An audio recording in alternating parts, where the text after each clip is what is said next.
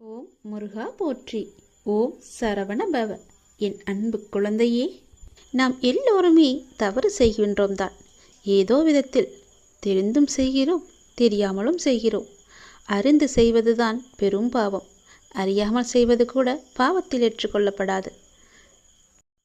தவறு செய்வது எளிது, ஆனால் அதை திருத்திக் கொள்வது, திருத்தி அதே பெயருடன் நல்ல பெயருடன் வாழ்வது என்பது மிகவுமே கடினம்.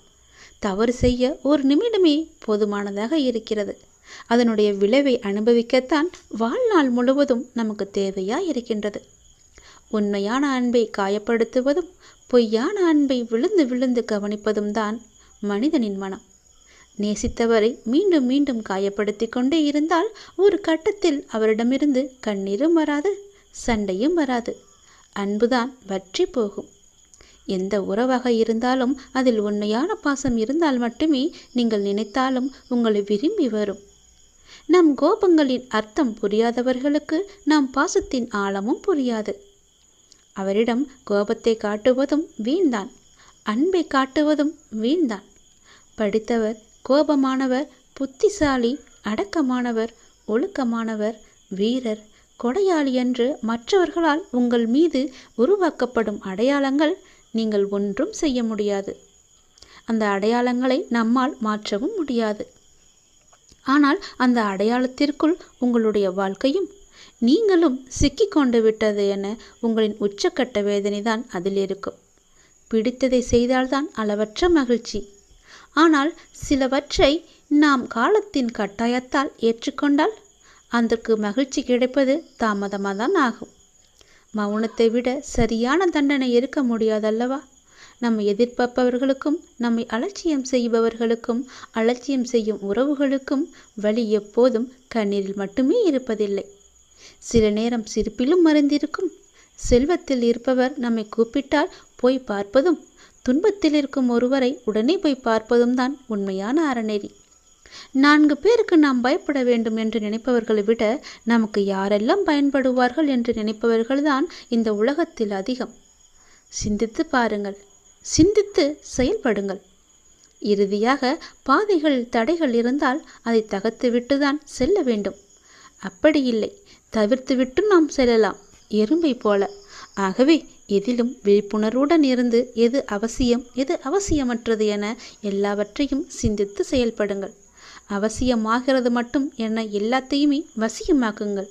உங்களுடனே எப்பொழுதும் உங்களுக்குள்ளவே வைத்து தவறு நம் கண்ணுக்கு தெரியாது. ஆனால் அடுத்தவர் செய்யும் தவறோ எல்லாவற்றிற்கும் முன்பாக நம் கண்ணுக்கு தெரிய வந்துவிடும். மற்றவர்களின் குறைகளை நாம் பொருட்படுத்தக்கூடாது. அவர்கள் உன் மீது சுமத்தும் குறைகளையும் நீ காதில் வாங்கி கொள்ளாதே. உன்மேல் தவறு இருப்பதாக உன்னுடைய மனசாட்சி சொன்னால் உன்னை நீயே சரி செய்து கொள். மற்றவர்களுக்காக இல்லாமல் உனக்கு நீ உண்மையாக இரு. உன் மனதின் சாட்சியாக இருப்பது உன்னுடைய அப்பா என நீ புரிந்து கொள். நிச்சயம் உனக்கு நல்லது மட்டுமே நடக்கும். உன் அப்பா உன்னுடைய மனசாட்சியாக உன்னுடனே இருப்பேன்.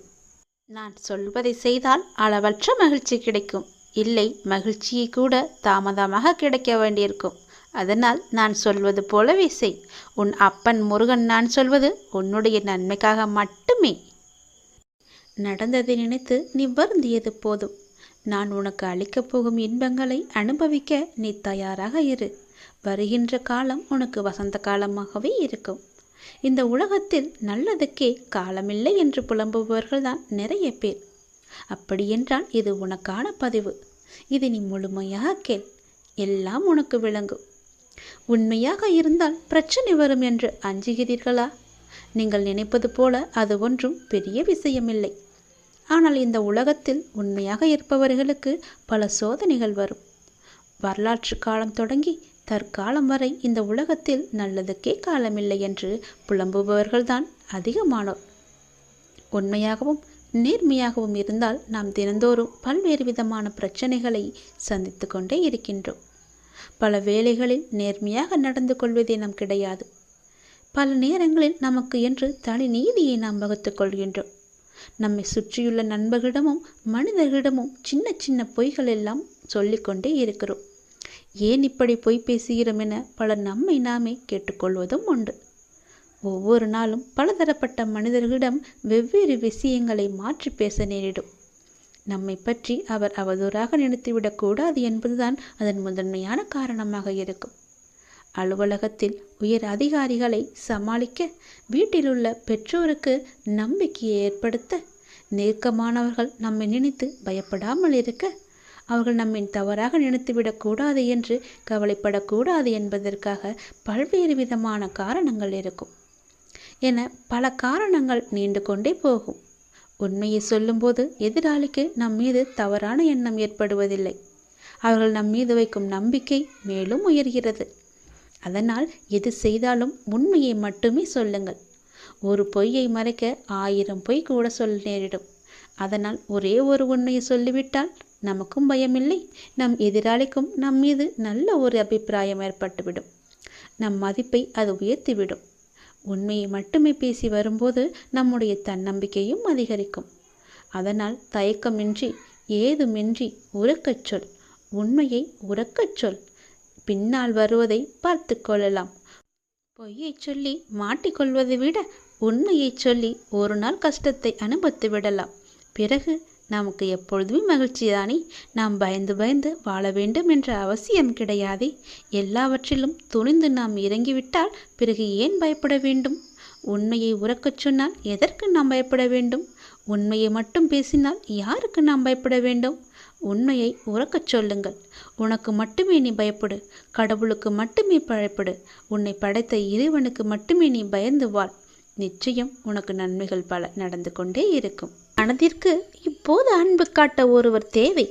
உன் மனதை புரிந்து கொண்டு உன்னிடம் அன்பாய் அக்கறையாய் பேச உனக்கு யாரும் இல்லை. என்னத்தான் உன் மனதை ஏதாவது ஒரு வேலையில் ஈடுபடுத்தினாலும் உன்னுடைய மனம் இப்படி அன்பற்ற வாழ்க்கையை நினைத்து வருந்தி கொண்டிருக்கின்றது. உன் மனதை உன்னை சுற்றி உள்ளவர்கள் புரிந்து கொள்ள நான் செய்கிறேன். நீ உன் தேவையை என்னிடம் சொல்லி புலம்பிக் கொண்டிருக்கின்றாய். நான் பார்த்து கொள்கிறேன். நான் நிச்சயமாக அனைத்தையும் மாற்றித் தருகின்றேன். உன் மனபாரங்கள் குறைந்து நீ மகிழ்வோடு வாழ்வாய். ஏனென்றால் நாளை உன் இல்லத்திற்கு நான் வரப்போகிறேன். என்னை நீ அழைப்பாயா? உனக்கான மங்கள வாக்கு ஒன்றை கூறப்போகிறேன். அதை ஏற்பாயா? மனதார ஒரு நொடி அலை. உன் மனக்கோவிலில் வந்து நான் அமர்ந்து விடுகிறேன். நம்பிக்கை இழக்காதே. எல்லாம் நன்மைக்கே. தடங்களுக்கு என்றுமே நீ வருந்தக்கூடாது. அதிலும் ஏதாவது ஒரு நன்மை இருக்கும் என்ற நம்பிக்கையோடு செயல்படு. கவலை கொள்ளாதே. இந்த நிலை கூடிய விரைவாகவே மாறப்போகிறது. அனைத்தையும் உனக்கு நான் சாதகமாக மாற்றி காமிக்கின்றேன். பயப்படாதே. எல்லாம் நன்மைக்கே என்று எடுத்துக்கொள்.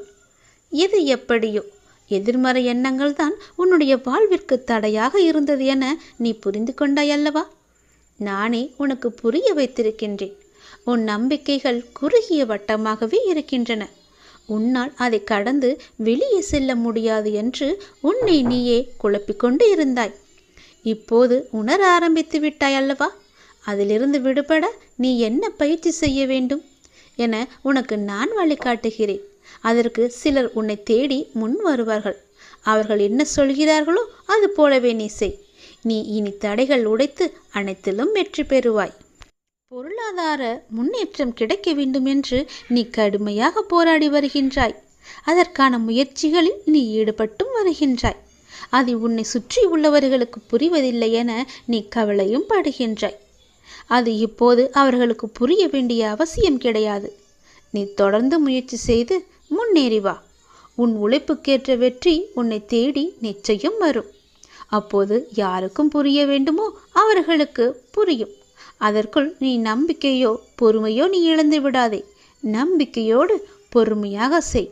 உனக்கான வெற்றி உன் கையில் இருக்கும். நிச்சயம் உன்னால் முடியும். நீ உயரங்களை நிச்சயமாகவே தொடுவாய். என் மீது உனக்கு அன்பும் அக்கறையும் ஆசையும் இருக்கிறதல்லவா? என் மீதான ஆசை உனக்கு உண்மை என்றால், என் மீதான நம்பிக்கை உனக்கு உண்மை என்றால் நிச்சயம் நீ செயல்படு. முயற்சி செய். உன் கையில் வெற்றி கிடைக்கும். அதற்கு நான் உறுதி தருகிறேன். நம்பிக்கையோடு செயல்படு. நிச்சயம் நல்லது நடக்கும். ஒரே ஒரு முறையாவது முருகா என்று என்னை மனதார நீ என்னை அழைத்து விடு. உன் மனக்கோவிலில் வந்து நான் அமர்ந்து விடுகிறேன். உன் இல்லத்திலேயே தங்கி விடுகிறேன். நானே உன் இல்லத்திற்கு வருவேன். என்னை உன் அன்பான கரம் கொண்டு என்னை உள்ளே அழைத்து போ. உனக்கான மங்கள வாக்கு, தெய்வீக வாக்கு, சத்திய வாக்கு ஒன்றையும் நான் கூறப்போகிறேன். அதை நீ கேட்பாய் என்று நான் நம்புகிறேன். என் பேச்சை நீ கேட்பாயா? உன் கரம் கொண்டு என்னை உள்ளே அழைத்து போவாயா? இந்த திருச்செந்தூர் முருகன் நிச்சயம் உனக்கு துணை இருப்பேன்.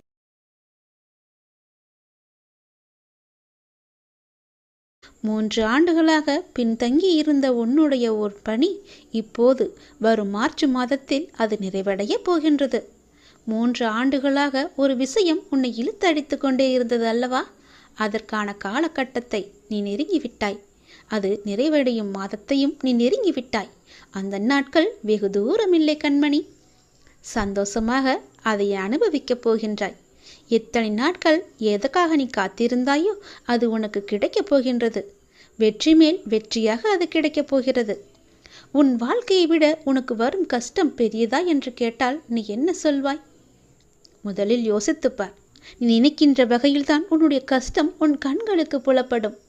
அந்த கஷ்டத்தை எல்லாம் சுக்கு நூறாக உடைத்து எறி. அதை எரிய உனக்கு சக்தி இல்லாமல் அல்ல, பயமும் பதப்பதைப்பும் தான் உன்னை உடைத்து தகத்தேறிய யோசிக்க வைக்கின்றது. நீ ஒரு பளிங்குக்கல். என்ன மாசுபட்டாலும் அதே பொலிவுடன் பிரகாசமாக தான் ஜொலித்து கொண்டிருப்பாய். ஏன் இப்படி உன் மனபாரத்தை சுமந்து உன் வாழ்க்கையை நீ பாரமாக உணர்கிறாய் என்று எனக்கு இதுவரை தெரியவில்லை. நான் உனக்கான குரலை பல முறை சொல்லியிருக்கின்றேன். நான் உனக்கான குரலாக அசிரீதியாக ஒவ்வொரு நிமிடமும் ஏதோ ஒரு வகையில் என்னுடைய குரல், என்னுடைய கருத்துக்கள், என்னுடைய ஆலோசனை என எல்லாமே ஏதோ ஒரு வழியில் உன் செவிக்கு எட்டி கொண்டுதான் இருக்கின்றது. உன் செவிக்கு எட்டும்படிதான் நான் கூறிக்கொண்டும் வருகிறேன்.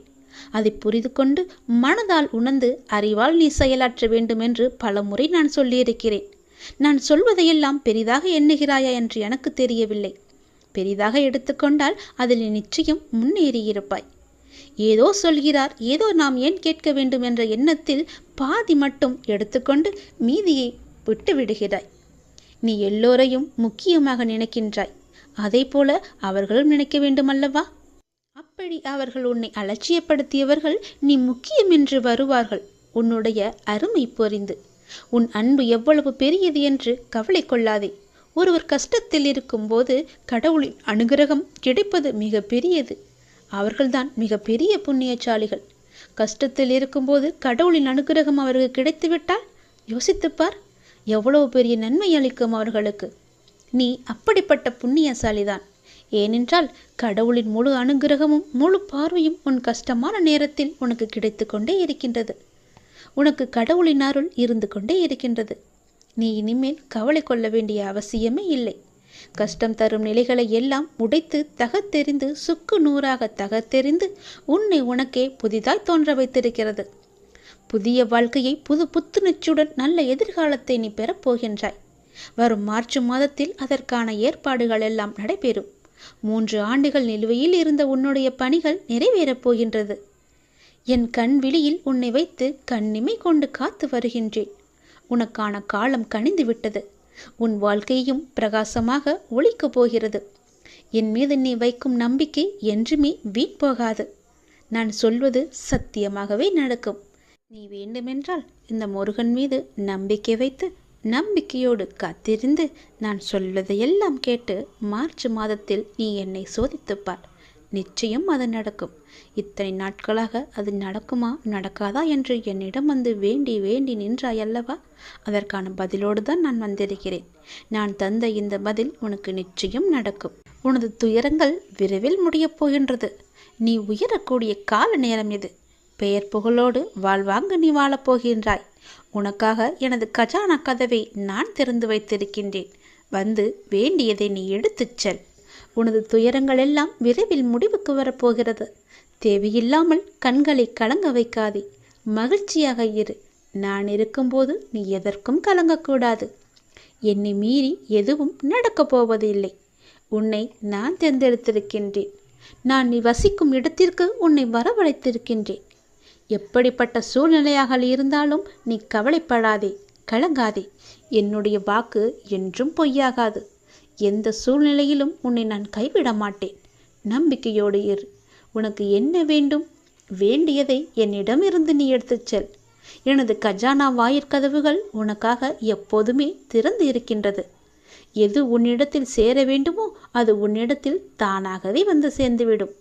அனைவரும் வியக்கும் வண்ணம் நீ உயரக்கூடிய கால நேரம் இது. நிம்மதியாக மகிழ்ச்சியாக இருக்க வேண்டிய நேரம் இது. உனது கர்ம பலன்களை விளக்கப் போகிறேன். உன்னுடைய வாழ்க்கையில் பெயர் புகழ் என எல்லாம் பெற்று சந்தோஷமாக வாழ்க்கையில் உயரப்போகிறாய் நீ. உன்னை இன்று வழி நடத்தி செல்லும் நல்ல ஆசானாக நான் இருக்கின்றேன். நித்தியப்படி வழங்க நான் சற்று தயங்கி யோசித்து நின்றால் சற்று யோசித்துப்பார் என்ன நடந்திருக்கும் என்று. நீ கேட்டு நான் செய்ய வேண்டிய அவசியமில்லை. எந்த சூழ்நிலையிலும் நீ கடந்து வந்த பாதையை மட்டும் மறந்து விடாதே. நான் இருக்கின்றேன், நீ கலங்காதே. உனது கண் முன்னால் நான் அமர்ந்து கொண்டிருக்கின்றேன். உன்னுடைய செயல்களில் மாற்றத்தை கண்டு என்னை முழுமையாக ஏற்றுக்கொண்டு என்னை காண துடிக்கின்றாய் நீ.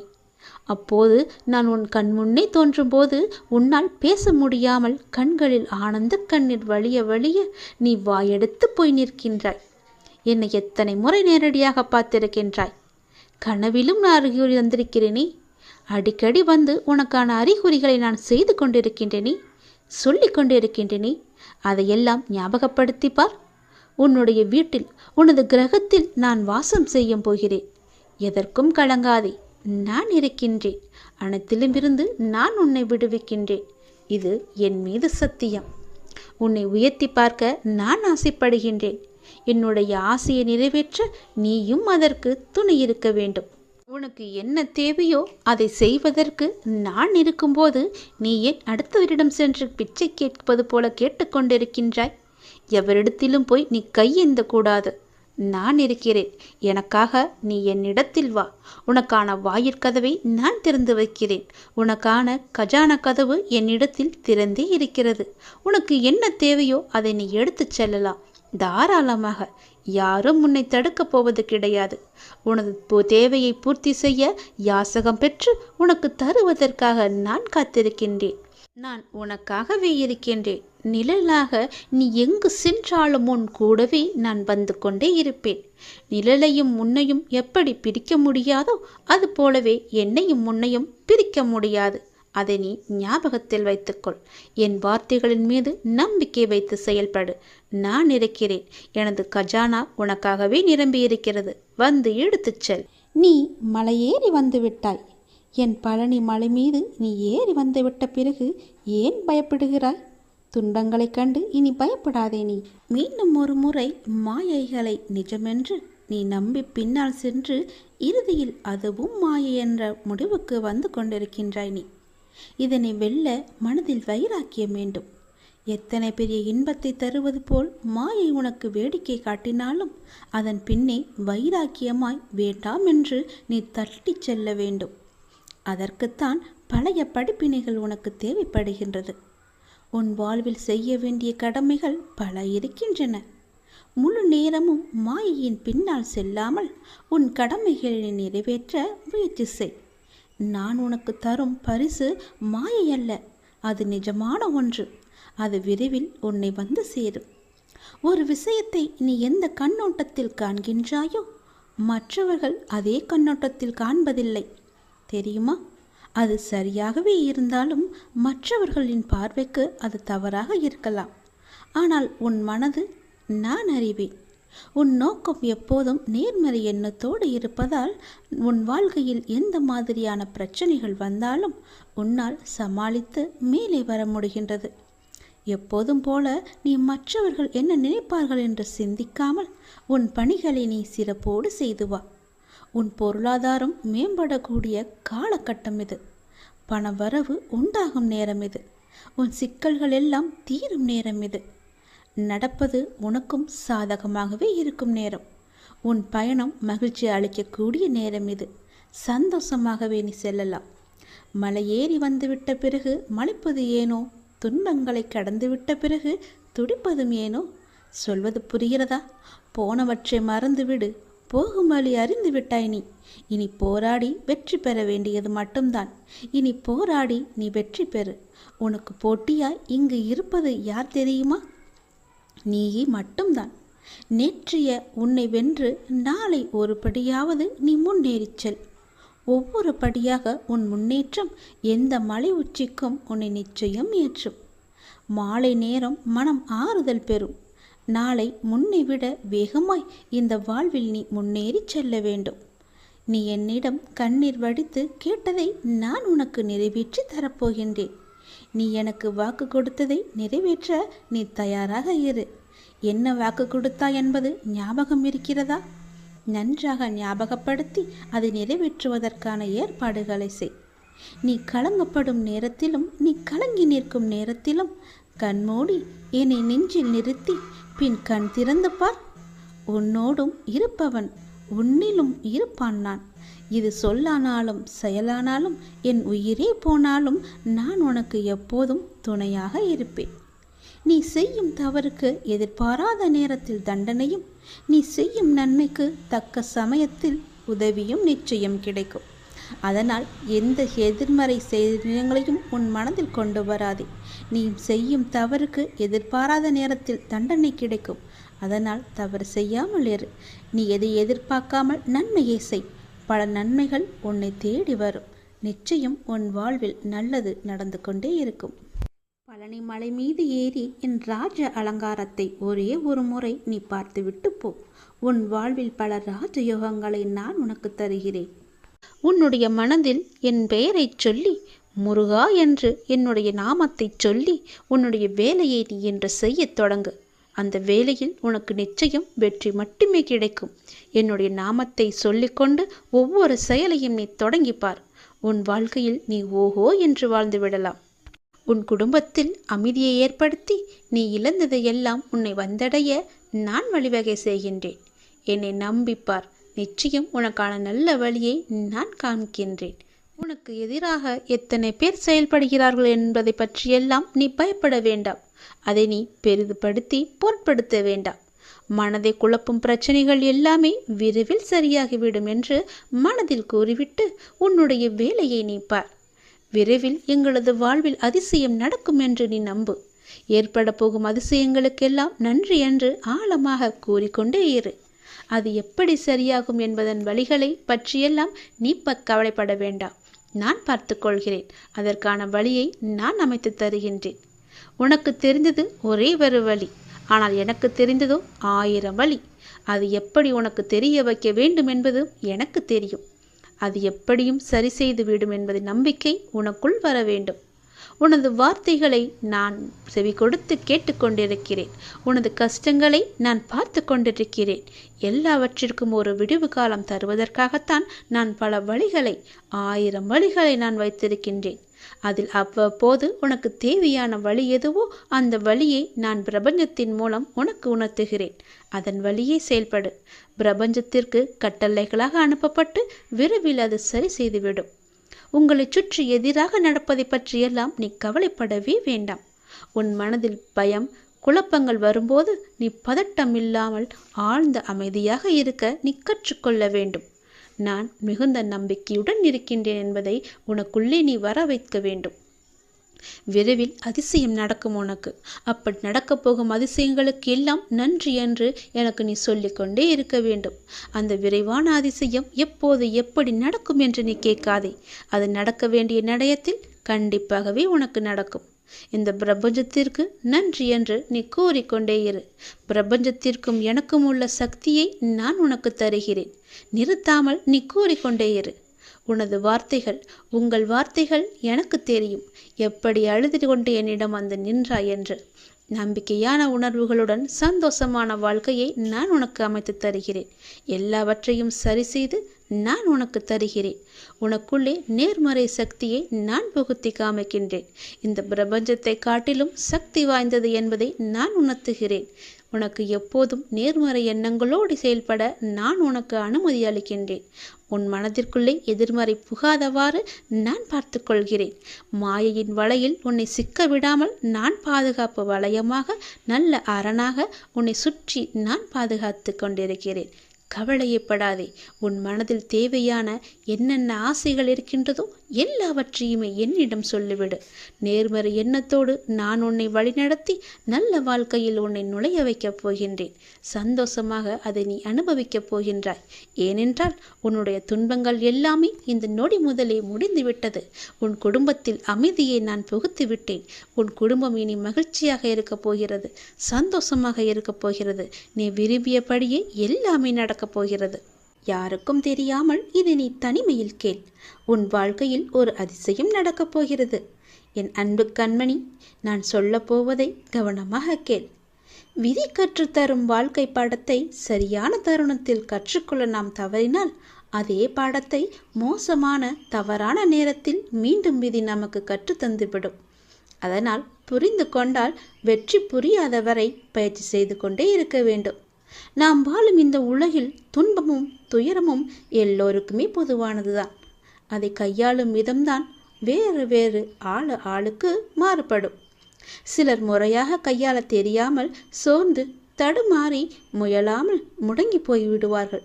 சிலர் நேரான வழியில் விடாமுயற்சி செய்து நினைத்ததை சாதித்து விடுவார்கள். ஆழ்கடல் அனைவருக்கும் ஒன்றுதான்.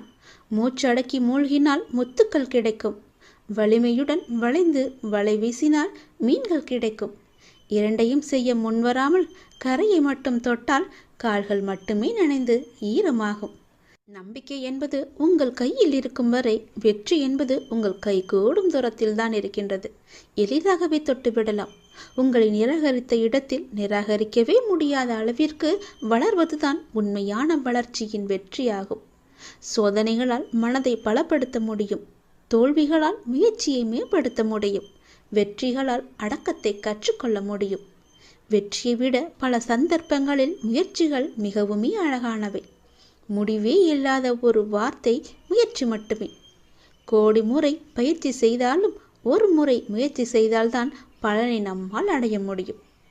தேடாத போது கிடைப்பதும் தேடும் போது தொலைப்பதும் வாய்ப்புகளை மட்டுமல்ல, உங்களுடைய வாழ்க்கையையும் தான். நான் சொல்வது உங்களுக்கான வாழ்க்கைக்கான பாடம். இதை நீ எடுத்துக்கொள்வதும் எடுத்துக்கொள்ளாமல் கைத்தட்டி விட்டு போவதும் உன்னுடைய மனதில்தான் இருக்கிறது. அதை நீ எடுத்துக்கொள்ளும் விதத்தில்தான் இருக்கிறது. நான் சொல்வதை ஒரு முறைக்கு இருமுறை கேட்டால் உன் வாழ்க்கை நல்லபடியாகவே அமையும். எந்த சிக்கல்களும் இல்லாமல் அதை நகர்த்தி கொண்டு செல்வதற்கான ஒரே வழிகளை தான் நான் இப்போது உனக்கு சொல்லிக் கொண்டிருக்கிறேன். தனியாக நீந்தி கரை சேர கற்றுக்கொண்டால் உங்கள் எதிர்காலத்தை நீங்கள் வளமானதாக மாற்றலாம். தொடர்ந்து செயல்பட்டு கொண்டே இருங்கள். வெற்றி கிடைக்கவில்லையே என்று ஓய்ந்து போய்விடாதீர்கள். ஓய்ந்து போய்விட்டால் உன்னால் எதுவுமே செய்ய முடியாது. முயற்சி செய்து கொண்டே இரு. கண்டிப்பாக வெற்றி கிடைத்தே தீரும். என்ன, கொஞ்சம் நாட்கள் தான் ஆகும். கவலைப்படாதே. கண்டிப்பாக அந்த வெற்றி உனக்காக மட்டுமே இருக்கிறது என்பதை நம்பி நம்பிக்கையோடு துணிச்சலாக இறங்கு. இதை நீ செயல்படுத்தினால் வாழ்க்கையில் முன்னேறலாம்.